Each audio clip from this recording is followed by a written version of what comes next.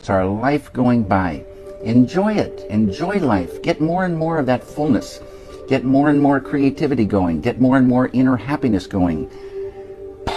Feeds everything. Human being experience tied to peace on earth.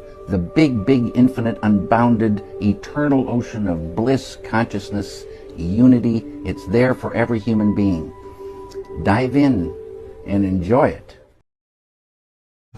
Достар, бәріне сәлем. Көп болды видео жазбағалы. Жүріп келе жатсам да жазып жіберейінші деп. Өйткені үйге барсам ұйықтап қалайын деп тұрмын. Бұл видеода сөйлеп жатқан мырза айтып жатыр: өмір сүріңдер, өмірдің барлық жақсылықтарын алыңдар, арманданыңдар, қолданыңдар.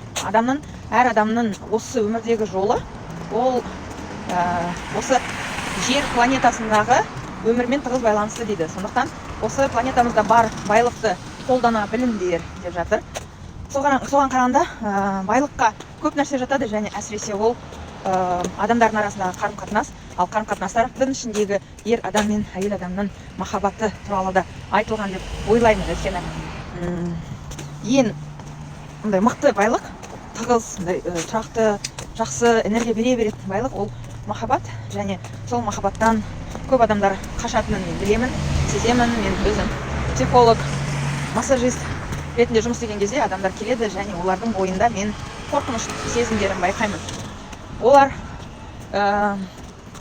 бірнеше нәрседен қорқуы мүмкін. Ол қандай қорқыныштар? Мен біреуге ғашық болып қалсам, менің жауапкершілігім көбейеді деген қорқыныш. Екінші, егер мен біреумен қарым-қатынаста болсам, мен өзімнің ойлаған нәрселерімді істей алмай қаламын, менің шекарамды бұзады деген сондай ойлар болуы мүмкін. Және тағы бір қорқыныштың бірі, мен барлық нәрсемен бөлісемін, мен ол адамға, менің жұбыма біраз нәрсе беремін, жасаймын, бірақ күннің бір күнінде мені тастап басқа адамға, немесе мүлде белгісіздік әлемге кет қалуы мүмкін ғой деген қорқыныштар болуы мүмкін. Әрине бәрі болуы мүмкін. Неге? Өйткені біз ешқашан ешкімді байлап ұстай алмаймыз. Бірақ егер адам сізге ұнаса, сіз оған ұнайтын нәрселер істейсіз.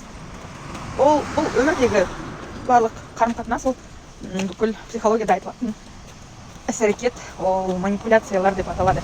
Манипуляция ол жақсы ұғымда қарайтын болсақ, пайдалы әлемге, өмірге, адамдарға пайдалы ұғымда алатын болсақ, онда ол, мысалы, әйел адам ер адамына жақсы көрінгісі келу үшін, ол оны одан сайын жақсы көріп, аялап, және мысалы оған сыйлықтарды, тәттілер, күнделікті бір көңілін көтеріп тұратын нәрселер жасасын десе әйел адам, ол ер адамның тамағын да істеп бергісі келеді, ол адаммен уақытта өткізгісі келеді, ол үшін әдемі сұлу болғысы келеді, және өз денсаулығын күтіп, әсіресе спортқа қатыса алады.